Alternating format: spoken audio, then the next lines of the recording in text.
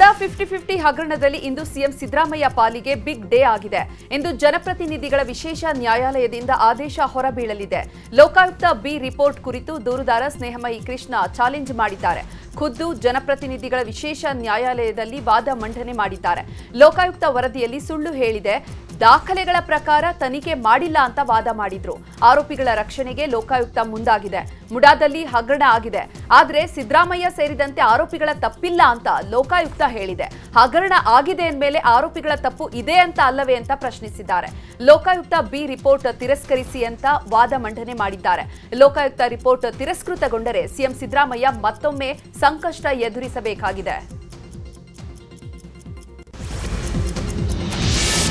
MUDA 50-50 site ಹಗರಣದಲ್ಲಿ ಇಂದು Lokayukta B report ವಿಚಾರವಾಗಿ ತೀರ್ಪು ಹೊರಬೀಳಲಿದೆ. ಈ ಬಗ್ಗೆ ಮೈಸೂರಿನಲ್ಲಿ ಸ್ನೇಹಮಯಿ ಕೃಷ್ಣ ಮಾತನಾಡಿದ್ದು, ಜನಪ್ರತಿನಿಧಿಗಳ ವಿಶೇಷ ನ್ಯಾಯಾಲಯದಲ್ಲಿ ಆದೇಶ ಬರುತ್ತೆ, ಲೋಕಾಯುಕ್ತ ವರದಿ ತಿರಸ್ಕಾರವಾಗುತ್ತದೆ ಅಂತ ಹೇಳಿದ್ದಾರೆ. ಲೋಕಾಯುಕ್ತ ಅಧಿಕಾರಿಗಳು ಆರೋಪಿಗಳನ್ನ ಬಚಾವ್ ಮಾಡಲಿಕ್ಕೆ ಸುಳ್ಳು ವರದಿ ನೀಡಿದ್ದಾರೆ. ಸಾಕ್ಷಿಗಳ ಕೊರತೆ ಅಂತ ವರದಿಯಲ್ಲಿ ಹೇಳಿದ್ದಾರೆ. ನಾನು ಸಾಕಷ್ಟು ದಾಖಲೆಗಳನ್ನು ಕೊಟ್ಟಿದ್ದೆ, ಅದರ ಪ್ರಕಾರ ತನಿಖೆ ಮಾಡಿಲ್ಲ. ಹೀಗಾಗಿ ಜನಪ್ರತಿನಿಧಿಗಳ ವಿಶೇಷ ನ್ಯಾಯಾಲಯದಲ್ಲಿ ನಾನೇ ಖುದ್ದು ವಾದ ಮಾಡಿದ್ದೇನೆ. ಲೋಕಾಯುಕ್ತದ ತಪ್ಪುಗಳನ್ನು ನ್ಯಾಯಾಧೀಶರಿಗೆ ಮನವರಿಕೆ ಮಾಡಿಕೊಟ್ಟಿದ್ದೇನೆ ಅಂತ ಹೇಳಿದರು. ಸಲ್ಲಿಸಿರೋ ವರದಿ ಮತ್ತು ದಾಖಲಾತಿಗಳಲ್ಲಿನ ಅಂಶಗಳನ್ನೇ ಆಧರಿಸಿ ನಾನು ಮಾಡಿರೋ ಆರೋಪಕ್ಕೆ ಪೂರಕವಾದಂಥ ಎಲ್ಲ ಸಾಕ್ಷ್ಯಗಳು ತನಿಖಾ ಸಂದರ್ಭದಲ್ಲಿ ದೊರೆತಿರೋದನ್ನು ಮಾನ್ಯ ನ್ಯಾಯಾಲಯ ಗಮನಕ್ಕೆ ತಂದು ತನಿಖಾಧಿಕಾರಿ ಆರೋಪಗಳ ಪ್ರಭಾವಕ್ಕೊಳಗಾಗಿ ಸುಳ್ಳು ವರದಿ ಸಲ್ಲಿಸಿದ್ದಾರೆ ಅನ್ನೋದನ್ನು ನನ್ನ ಒಂದು ತಕರಾರು ಅರ್ಜಿಯಲ್ಲಿ ಮತ್ತು ಸುದೀರ್ಘವಾದ ವಾದದಲ್ಲಿ ಮಾನ್ಯ ನ್ಯಾಯಾಲಯಕ್ಕೆ ಮನವರಿಕೆ ಮಾಡಿಕೊಟ್ಟಿದ್ದೆ. ಸೊ ನನ್ನ ಮನವಿಯನ್ನು ಮತ್ತು ಪೂರಕವಾಗಿ ನೀಡಿರತಕ್ಕಂಥ ದಾಖಲಾತಿಗಳನ್ನ ಅಂಶಗಳನ್ನು ಪರಿಗಣಿಸಿ ಮಾನ್ಯ ನ್ಯಾಯಾಲಯ ಏನು ಲೋಕಾಯುಕ್ತ ಅಧಿಕಾರಿಗಳು ವರದಿ ಸಲ್ಲಿಸಿದರೆ ಆ ವರದಿಯನ್ನು ತಿರಸ್ಕರಿಸಿ ಆರೋಪಗಳ ವಿರುದ್ಧ ನಾನೇನು ಮಧ್ಯರಾತ್ರಿಯಿಂದಲೇ ಲಾರಿ ಸೇರಿ ಗೂಡ್ಸ್ ವಾಹನಗಳ ಅನಿರ್ದಿಷ್ಟಾವಧಿ ಮುಷ್ಕರ ಶುರುವಾಗಿದೆ. ಡೀಸೆಲ್, ಪೆಟ್ರೋಲ್, ಫೀಸ್ ಸೇರಿದಂತೆ ಇತರೆ ವಸ್ತುಗಳ ಬೆಲೆ ಹೆಚ್ಚಾಗಿದೆ. ಇದರಿಂದಾಗಿ ಹೊರೆ ಆಗ್ತಾ ಇದೆ. ಒಂದು ಟ್ರಿಪ್ಗೆ ಹೆಚ್ಚು ಕಾಸ್ಟ್ ಆಗ್ತಾ ಇದೆ. ನೆರೆ ರಾಜ್ಯಗಳಿಂದ ಇಲ್ಲಿ ಬಂದು ಡೀಸೆಲ್ ಪಡೆದು ಹೋಗ್ತಾ ಇದ್ರು. ಸರ್ಕಾರ ಇದನ್ನ ಪರಿಶೀಲನೆ ಮಾಡಬೇಕು. ಎಲ್ಲ ವಾಹನಗಳು ಬೆಂಗಳೂರು ಮೂಲಕವೇ ಓಡಾಡಬೇಕು. ಇಲ್ಲಿರುವಂತಹ ಟ್ರ್ಯಾಕ್ಟರ್, ಲಾರಿ ಮಾಲೀಕರು ಪರದಾಡುವಂತಹ ಸ್ಥಿತಿ ಎದುರಾಗಿದೆ ಅಂತ ಲಾರಿ ಮಾಲೀಕರ ಸಂಘದ ಷಣ್ಮುಗಪ್ಪ ಹೇಳಿದ್ದಾರೆ. ಕೂಡ ನಾವು ಮಾತಾಡಿ ಡಿಸ್ಕಸ್ ಮಾಡಿ ಅದು ಒಂದು ಬಗೆಹರಿಸಲಿಕ್ಕೆ ಅವ್ರು ರೆಡಿ ಅಂತ ಹೇಳಿದ್ರೆ ನಾವು ರೆಡಿ ಆಗಿದ್ದೀವಿ. ಯಾವುದೇ ಕಾರಣಕ್ಕೆ ಈ 5 ಬೇಡಿಕೆ ಹಿಂದೆ ಪಡೆಯೋ ತನಕ ಲಾರಿ ಮಾಲೀಕರ ಸಂಘ ಇದನ್ನು ವಾಪಸ್ ತಗೊಳ್ಳಲ್ಲ ಎಂಬ ತೀರ್ಮಾನನ ಆಲ್ರೆಡಿ ತಗೊಂಡಾಗಿದೆ. ಇದರಿಂದ 6 ಲಕ್ಷ ಗಾಡಿಗಳು ಓಡೋದಿಲ್ಲ, ಅದೇ ತರ ಜಲ್ಲಿ ಗಾಡಿಗಳು ಓಡೋದಿಲ್ಲ, ಏರ್ಪೋರ್ಟ್ ಟ್ಯಾಕ್ಸಿ ಓಡೋದಿಲ್ಲ. ಬೆಂಗಳೂರಿನಲ್ಲಿ ಲಾರಿ ಮುಷ್ಕರ ಹಿನ್ನೆಲೆಯಲ್ಲಿ ಸಾಕಷ್ಟು ಲಾರಿಗಳು ಎಪಿಎಂಸಿ ಮಾರ್ಕೆಟ್ಗೆ ಬರಬೇಕಾಗಿತ್ತು. ಆದರೆ ಮುಷ್ಕರ ಹಿನ್ನೆಲೆಯಲ್ಲಿ ಕಡಿಮೆ ಲಾರಿಗಳು ಬರ್ತಾ ಇರ್ತಕ್ಕಂಥ ನೀವು ವಿಜುವಲ್ಸ್ ಅಲ್ಲಿ ನೋಡ್ತಾ ಇದ್ದೀರಾ. ರಾಜ್ಯದ ಬೇರೆ ಬೇರೆ ಜಿಲ್ಲೆಗಳಿಂದ ಲಾರಿಗಳು ಎಪಿಎಂಸಿ ಮಾರ್ಕೆಟ್ಗೆ ಬರ್ತಾ ಇರ್ತಕ್ಕಂಥದ್ದು. ಎಪಿಎಂಸಿ ಮಾರ್ಕೆಟ್ ಬೆಂಗಳೂರಿನ ಹೃದಯ ಭಾಗ ಅಂತಾನೆ ಹೇಳ್ಬೋದು. ಯಾಕೆ ಅಂತ ಹೇಳಿದ್ರೆ ಬೇರೆ ಜಿಲ್ಲೆಗಳಲ್ಲಿ ಬೆಳೆದಂಥ ಈರುಳ್ಳಿ ಆಗಿರ್ಬೋದು, ಟೊಮೊಟೊ ಆಗಿರ್ಬೋದು ಅಥವಾ ಬೆಳ್ಳುಳ್ಳಿ ಆಗಿರ್ಬೋದು, ಅದೆಲ್ಲವೂ ಕೂಡ ಇದೇ ಮಾರ್ಕೆಟ್ಗೆ ಬರ್ತಾ ಇರ್ತಕ್ಕಂಥದ್ದು. ಈಗಲೂ ಕೂಡ ನೀವು ನೋಡ್ತಾ ಇದ್ದೀರಾ, ತಮಿಳುನಾಡಿಂದ ಒಂದು ಲಾರಿ ಬಂದಿರತಕ್ಕಂಥದ್ದು. ಇದು ಸಹ ಬೇರೆ ಜಿಲ್ಲೆಯಿಂದ ಬಂದು ಎಪಿಎಂಸಿ ಮಾರ್ಕೆಟ್ಗೆ ಬಂದಿರತಕ್ಕಂಥದ್ದು. ಅದರಲ್ಲೂ ಕೂಡ ಕೆಲವು ಲಾರಿಗಳ ಮಾಲೀಕರು ಈಗಾಗಲೇ ಲಾರಿಗಳನ್ನ ಎಪಿಎಂಸಿಗೆ ಕಳಿಸ್ದಿರನೆ ಅಲ್ಲಲ್ಲೇ ಅಂದ್ರೆ ಅವರವರ ಮನೆಗಳ ಹತ್ರ ನಿಲ್ಲಿಸ್ಕೊಂಡಿರ್ತಕ್ಕಂಥದ್ದು.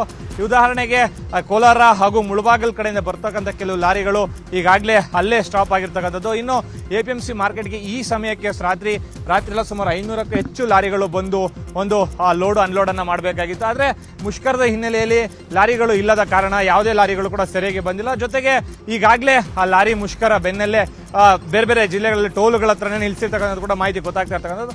ಸದ್ಯಕ್ಕೆ ಬೆಂಗಳೂರಿಗೆ ಬರ್ತಕ್ಕಂಥ ವಾಹನ ಮಾಲೀಕರು ಏನಿದ್ದಾರೆ, ಲಾರಿ ಮಾಲೀಕರು ಏನಿದ್ದಾರೆ, ಅವರೆಲ್ಲರೂ ಸಹ ಆಯಾ ಜಿಲ್ಲೆಗಳಲ್ಲಿ ಏನು ವ್ಯವಸ್ಥೆಯನ್ನು ಮಾಡ್ಕೊಂಡಿದ್ದಾರೆ ಅಲ್ಲೇ ಲಾರಿಗಳನ್ನು ಕೂಡ ನಿಲ್ಲಿಸಿರ್ತಕ್ಕಂಥದ್ದು.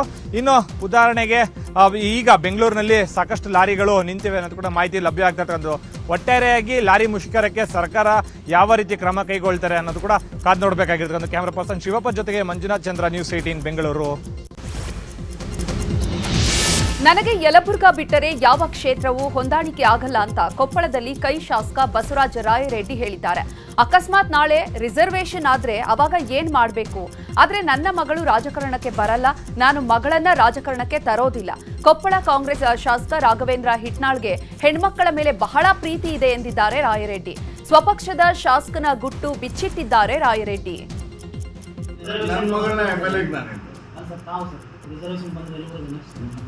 ರಿಸರ್ವೇಶನ್ ಹೆಣ್ಮಕ್ಳು ಆದ್ರೆ ಯಾರು ಹೆಣ್ಮಕ್ಳು ನಿಲ್ಲಿಸ್ತಾರೆ. ಈಗ ನಮ್ಮ ರಾಘುಗೆ ಹೇಳ್ತೇನೆ, ಯಾರು ನಿಮ್ಮ ಹೆಣ್ಮಕ್ಳದ್ದು ನಿಲ್ತದ ಜಾಸ್ತಿ ನನಗೆ,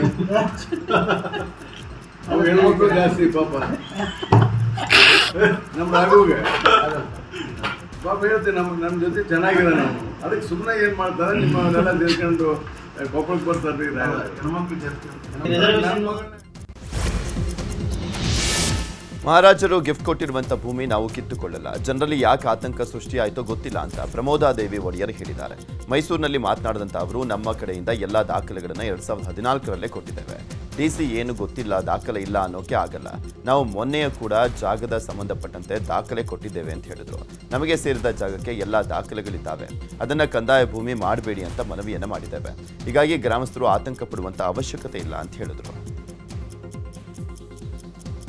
ಆದರೆ ಮೊದಲನೇ ಈಗಲೂ ಹೇಳ್ತೀನಿ, ಮುಂದಕ್ಕೂ ಹೇಳ್ತೀನಿ, ಅವ್ರು ಆತಂಕ ಪಡೋ ಅವಶ್ಯಕತೆ ಖಂಡಿತ ಇಲ್ಲ. ಏನಾದರೂ ಆಗಲಿ, whether khata comes in our name, even then ಅವ್ರು ಆತಂಕ ಪಡೋ ಅವಶ್ಯಕತೆ ಇಲ್ಲ ಅನ್ನೋ ಅಷ್ಟು ಆಶ್ವಾಸನೆ ನಾನು ಕೊಡ್ತೀನಿ. ಚಾಮರಾಜನಗರ DC 2014ನೇ ಇಸ್ವಿನಲ್ಲೇ ಕಟ್ಟಿದ್ದೀನಿ. ಅದರೊಳಗಡೆ ಕೂಡ ಲಿಸ್ಟ್ ಕೂಡ ಅಟ್ಯಾಚ್ ಆಗಿದೆ. ಯಾಕೆ ನಮ್ಮ ಪ್ರಾಪರ್ಟಿ ಲಿಸ್ಟಲ್ಲಿ ಆವತ್ತಿನ ದಿನದ್ದು ಯಾರು ಚೀಫ್ ಸೆಕ್ರೆಟರಿ ಆಗಿದ್ರು, ಕೆ ಶ್ರೀನಿವಾಸನ್ ಅಂತ, ಅವ್ರದ್ದು ಸಿಗ್ನೇಚರ್ ಕೂಡ ಇದೆ.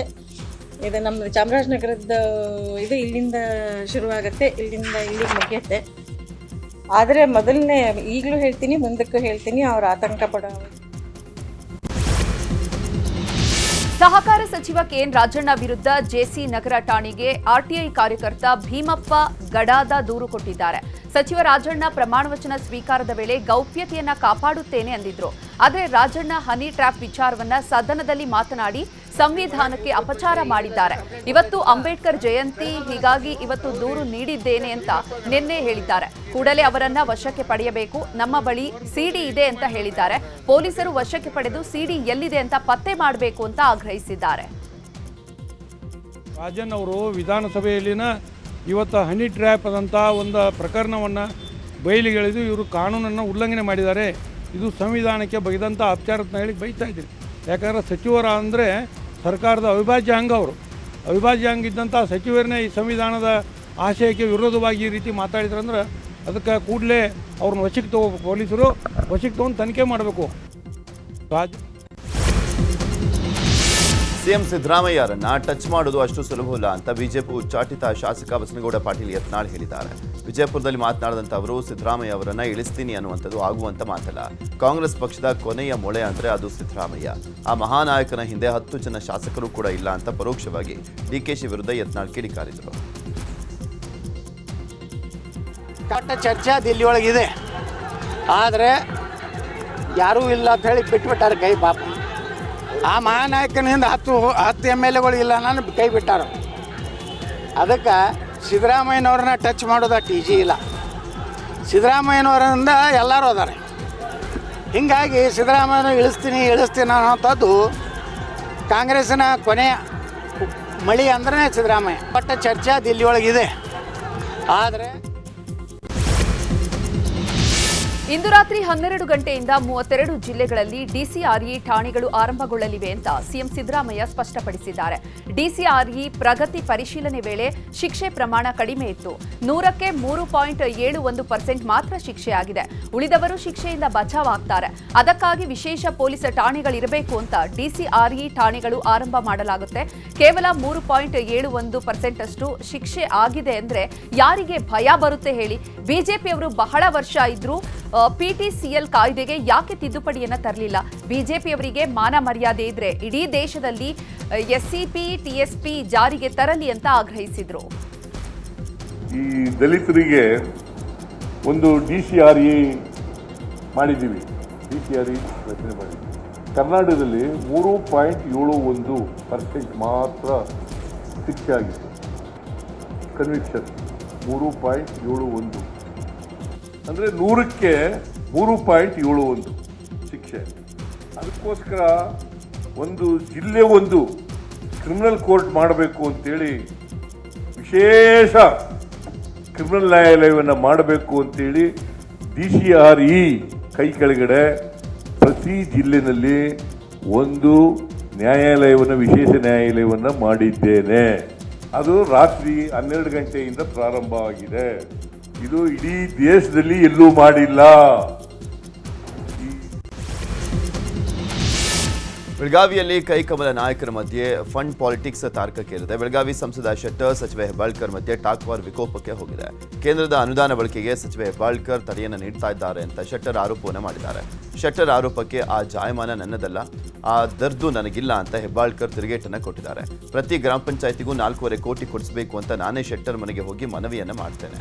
ರಾಜ್ಯ ಸರ್ಕಾರದಿಂದ ನನ್ನ ಕ್ಷೇತ್ರಕ್ಕೆ ನಾನು 100 ಕೋಟಿ ತರ್ತಾ ಇದ್ದೇನೆ ಅಂತ ಹೇಳಿದ್ದಾರೆ. ಗ್ರಾಮೀಣ ಕ್ಷೇತ್ರವನ್ನು ನಾನು ಎಂದೂ ನಿರ್ಲಕ್ಷ್ಯ ಮಾಡಿಲ್ಲ, ಮಾಡೋದು ಇಲ್ಲ ಅಂತ ಹೇಳಿದರು. ಗ್ರಾಮ ಪಂಚಾಯತ್ ಬಗ್ಗೆ ನಾನು ಉದಾಹರಣೆ ಕೊಟ್ಟಿದ್ದೆ.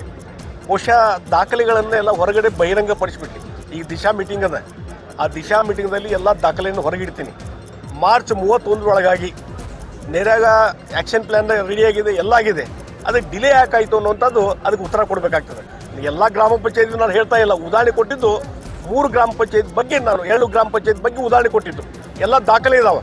ಆ PDO ಯಾಕೆ ಲೇಟ್ ಮಾಡಿದರು, CO ಯಾಕೆ ಲೇಟ್ ಮಾಡಿದರು, ಅಲ್ಲಿದ್ದಂಥ ಯಾರು ತಾಲೂಕ್ ಪಂಚಾಯತಿಯ ಆಫೀಸರು ಅದನ್ನ ಯಾಕೆ ಲೇಟ್ ಮಾಡಿದರು, ಇವತ್ತು ಯಾಕೆ ಅದಕ್ಕೆ ಎಕ್ಸಿಕ್ಯೂಟ್ ಮಾಡೋಕ್ಕಾಗಲಿಲ್ಲ, ಇವತ್ತು ಯಾಕೆ ಅಭಿವೃದ್ಧಿಗೆ ಯಾವತ್ತು ಅಡ್ಡಿಪಡಿಸೋದಿಲ್ಲ. ಅಭಿವೃದ್ಧಿಗೆ ಯಾರು ಅಡ್ಡಿಪಡಿಸಿ ಏನೇನು ಮಾಡಿದ್ರು, ಹಿಂದೆ ಏನಾಯಿತು, ಅದೆಲ್ಲ ತಮಗೆಲ್ಲ ಗೊತ್ತಿರುವಂಥ ವಿಚಾರ.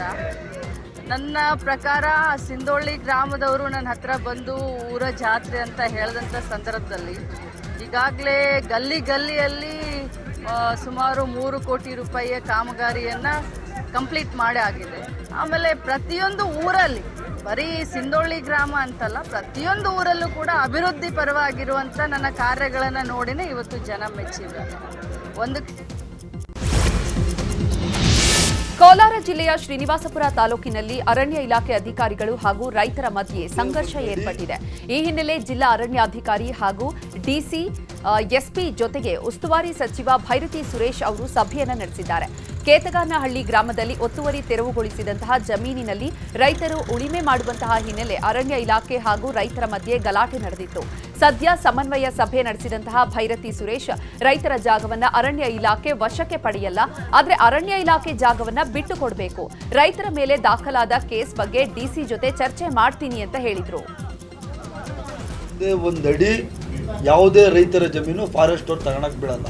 ಅದೇ ತರ ಫಾರೆಸ್ಟ್ ಜಮೀನು ಖಾಸಗಿ ಅವ್ರು ತಗೊಳಕ್ಕೆ ಸಾಧ್ಯ ಇಲ್ಲ. ಆದ್ರಿಂದ ರೈತರ ಜಮೀನು ರೈತರ ಪರವಾಗಿ ಉಳಿತೈತೆ.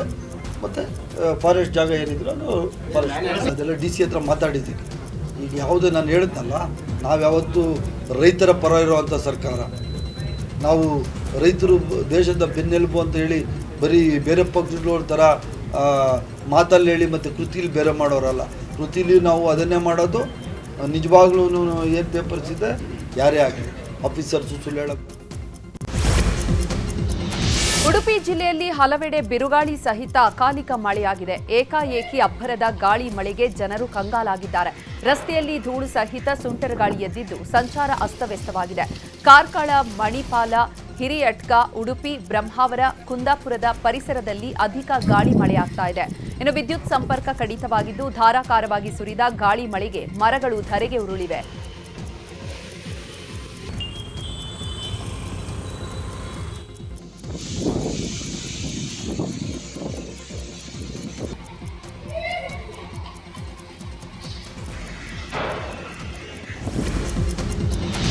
ತೂಗು ಸೇತುವೆ ಎಂಬ ತೂಗು ಕತ್ತಿಯ ಮೇಲೆ 3 ಗ್ರಾಮಗಳ ಜನರ ಸಂಚಾರ ಮಾಡಲಾಗ್ತಾ ಇರುವಂಥದ್ದು. ಲಿಂಗನಮಕ್ಕಿ ಅಣೆಕಟ್ಟಿಗೆ ತಮ್ಮ ಬದುಕನ್ನೇ ಜೀವನ ಅತಂತ್ರ ಮಾಡಿಕೊಂಡಿದ್ದಾರೆ. ದೀಪದ ಬುಡದಲ್ಲಿ ಕತ್ತಲೆ ಎನ್ನುವಂತೆ ಸಂಕಷ್ಟದಲ್ಲೇ ಬದುಕುವಂತಾಗಿದೆ.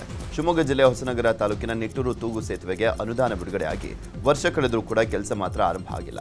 ಈ ಹಿಂದೆ MLA ಆಗಿದ್ದಂಥ ಹಾಲಪ್ಪ ಅವರನ್ನ ಟೀಕಿಸಿದಂಥ ಶಾಸಕ ಬೇಲೂರು ಗೋಪಾಲಕೃಷ್ಣ ಇದೀಗ ತಾವೇ MLA ಆಗಿ 2 ವರ್ಷ ಕಳೆದರೂ ಕೂಡ ದುರಸ್ತಿ ಕಾರ್ಯ ಮರೀಚಿಕೆ ಆಗಿದೆ ಅಂತ ಜನ ವ್ಯಂಗ್ಯವಾಡಿದ್ದಾರೆ.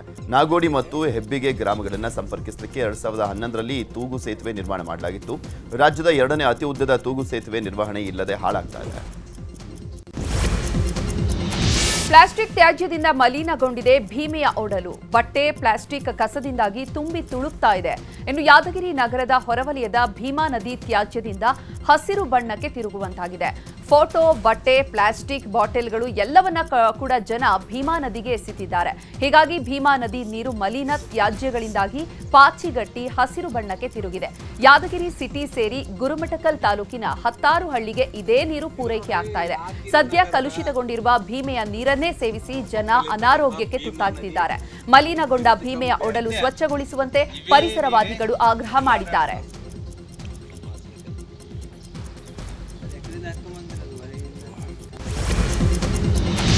ಉಡುಪಿಯಲ್ಲಿ ಐತಿಹಾಸಿಕ ಹಿನ್ನೆಲೆಯುಳ್ಳ ನಾರಿಯರ್ ಕೆರೆ ಕಳೆದ 13 ವರ್ಷಗಳಿಂದ ಕಳೆಗುಂದಿದೆ.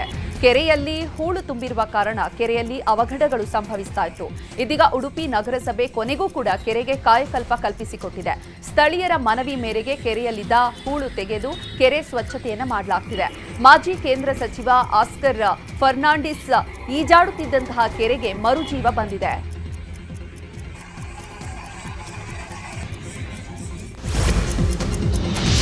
ಪೊರಕೆಯಲ್ಲಿ ಏಟು ಕೊಟ್ರೆ ಕೋಪ ಮಾಡ್ಕೊಳ್ಳೋರನ್ನ ನೋಡಿರ್ತೀರಾ. ಆದ್ರೆ ಇಲ್ಲಿ ಜನರು ಕಾಸು ಕೊಟ್ಟು ಪೊರಕೆಯಲ್ಲಿ ಹೊಡೆಸಿಕೊಳ್ಳೋದಕ್ಕೆ ಮುಗಿಬಿದ್ದಿದ್ದಾರೆ. ಆನೇಕಲ್ನಲ್ಲಿ ಕರಗ ಆಚರಣೆ ಅಂಗವಾಗಿ ಕೋಟೆ ಜಗಳ ಎಂಬಂತಹ ವಿಶಿಷ್ಟ ಧಾರ್ಮಿಕ ಆಚರಣೆ ನಡೆಯಿತು. ಕೋಟೆ ಜಗಳದಲ್ಲಿ ಕಾಳಿ ದೇವಿಯ ಆವಾಹನೆಗೆ ಒಳಗಾಗುವಂತಹ ವ್ಯಕ್ತಿ ಎಲ್ಲರಿಗೂ ಕೂಡ ಪೊರಕೆಯಲ್ಲಿ ಹೊಡೆಯುತ್ತಾ ಸಾಗಿದ್ದ. ಕರಗದ ಗುಡಿಯಲ್ಲಿ ಗುಡಿಸಿದಂತಹ ಪೊರಕೆ ಮೊರದಲ್ಲಿ ಹೊಡೆಸಿಕೊಂಡರೆ ಒಳ್ಳೆಯದಾಗುತ್ತೆ ಎನ್ನುವ ನಂಬಿಕೆ ಇಲ್ಲಿನ ಜನರಲ್ಲಿದೆ.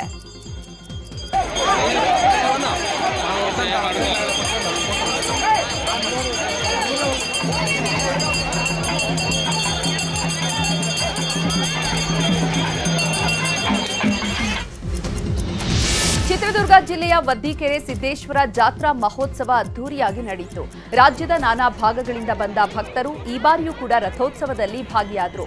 ತನ್ನ ಬಳಿ ಸಮಸ್ಯೆ ಹೇಳಿಕೊಂಡು ಬಂದ ಭಕ್ತರ ಕಷ್ಟಗಳನ್ನ ವದ್ದಿಕೆರೆ ಸಿದ್ದೇಶ್ವರ ಸ್ವಾಮಿ ಈಡೇರಿಸ್ತಾನೆ ಎಂಬುದು ಭಕ್ತರ ನಂಬಿಕೆ.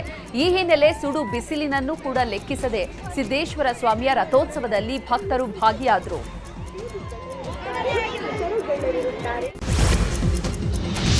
ಜೀಪ್ ರೇಸ್ ನಡೆಯುವ ವೇಳೆ ಕಾಡಾನೆಯೊಂದು ವ್ಯಕ್ತಿಯೊಬ್ಬರನ್ನ ಅಟ್ಟಾಡಿಸಿ ದಾಳಿ ಮಾಡಿದ ಘಟನೆ ಹಾಸನ ಜಿಲ್ಲೆ ಬೆಳ್ಳೂರು ಗ್ರಾಮದಲ್ಲಿ ನಡೆದಿದೆ. ಕೇರಳ ಮೂಲದ ರ್ಯಾಲಿ ಪ್ರಿಯನ ಮೇಲೆ ಏಕಾಏಕಿ ಒಂಟಿ ಸಲಗ ದಾಳಿ ಮಾಡಿದೆ. ತಪ್ಪಿಸಿಕೊಂಡು ಓಡಲು ಯತ್ನಿಸಿದ್ರೂ ಬಿಡದೆ ಬೆನ್ನತ್ತಿ ದಾಳಿ ಮಾಡಿದೆ. ಆ ಬಳಿಕ ಜನರ ಕೂಗಾಟ, ಚೀರಾಟದಿಂದ ಗಾಬರಿಗೊಂಡು ಓಡಿದೆ. ಗಂಭೀರವಾಗಿ ಗಾಯಗೊಂಡ ವ್ಯಕ್ತಿಯನ್ನ ಸಕಲೇಶಪುರ ತಾಲೂಕು ಆಸ್ಪತ್ರೆಗೆ ದಾಖಲಿಸಿ ಚಿಕಿತ್ಸೆ ನೀಡಲಾಗ್ತಾ ಇದೆ. ಕಾಡಾನೆ ದಾಳಿಯ ಭಯಾನಕ ದೃಶ್ಯ ಸ್ಥಳೀಯರ ಮೊಬೈಲ್ನಲ್ಲಿ ಸೆರೆಯಾಗಿದೆ.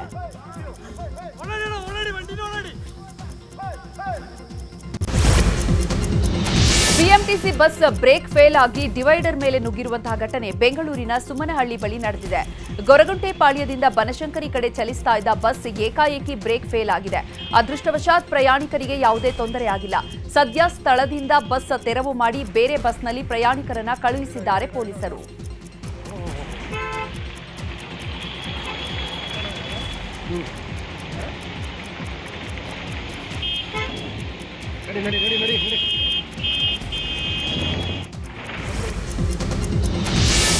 ದೇವನಹಳ್ಳಿಯಲ್ಲಿ ದಲಿತ ಜಯಂತಿ ಆಚರಣೆ ವೇಳೆ ದಲಿತ ನಾಯಕರು ತಹಶೀಲ್ದಾರ್ಗೆ ತರಾಟೆಗೆ ತೆಗೆದುಕೊಂಡಿದ್ದಾರೆ.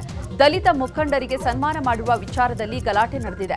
ಸಾಧಕರಿಗೆ ಅಪಮಾನ ಮಾಡಿರುವುದಾಗಿ ದಲಿತ ಮುಖಂಡರು ಆಕ್ರೋಶ ವ್ಯಕ್ತಪಡಿಸಿದ್ದಾರೆ. ಸಚಿವ ಮುನಿಯಪ್ಪ ಮುಂದೆಯೇ ತಹಶೀಲ್ದಾರ್ ಬಾಲಕೃಷ್ಣ ಮೇಲೆ ದಲಿತ ನಾಯಕರು ಮುಗಿಬಿದ್ದಿದ್ದಾರೆ.